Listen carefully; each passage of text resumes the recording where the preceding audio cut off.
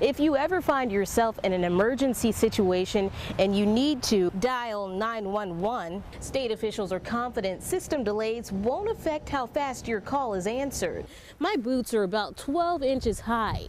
That gives you an idea just how much snow Yankton residents have to plow through. Before you choose your favorite protein bar, health experts say it's important to know what's inside. I'm in the middle of Lake Poncet and the ice is pretty sturdy where I'm standing. Well, Kelly, the scene is still very active here near the intersection of Menlo Avenue and 24th Street.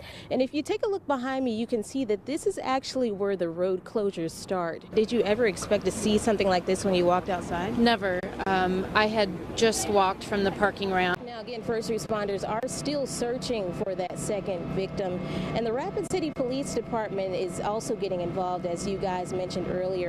Rachel Gorsuch is the woman behind Tessa's natural braiding hairstyle. There was just no one in Sioux Falls that really does it besides a couple of us, so I started doing it for a means of living. There is a problem, however. Under current state law, Gorsuch is required to get a cosmetology license before she can charge for her services. Yet she says the craft is seldom taught in cosmetology schools. And I just realized it was just not related at all. As a result, the Department of Labor and Regulation has drafted House Bill 1048. It would exempt hair braiding from the practice of cosmetology and eliminate the cosmetology license requirement.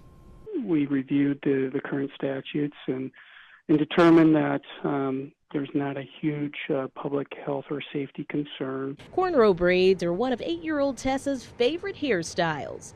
Yet it hasn't always been easy for her adoptive mother, Amy Breck, to find someone in South Dakota who knows how to do them. One of my biggest challenges with her was figuring out how to do her hair. If state lawmakers pass the bill, Hart believes it would make it easier for people to find hair braiders in the state. It's important to let the people that were given this gift,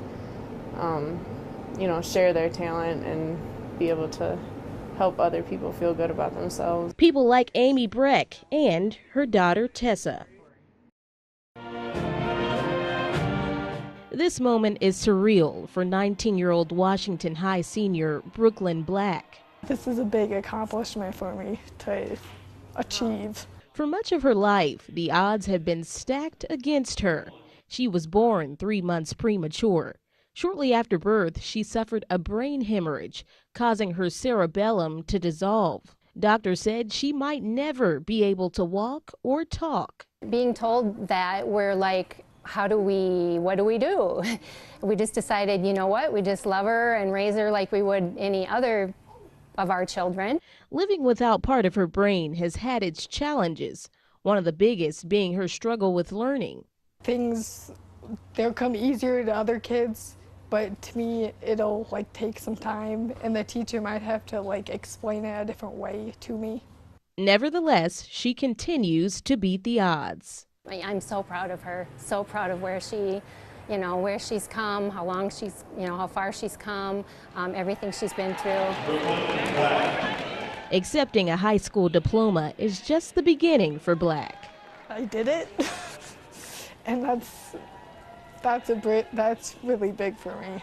I can do anything I set my mind to now. Black has already made some post-graduation plans. Soon she'll start a job as an education assistant through Harvey Dunn Elementary's early childhood program. She says she now has a passion to help other students with learning disabilities. In Sioux Falls, Calah Kelley, KELOLAND News. A man wanted in Minnehaha County on child pornography charges has been arrested. Thanks, Jay. Well, it's a good night to be a Jackrabbit fan.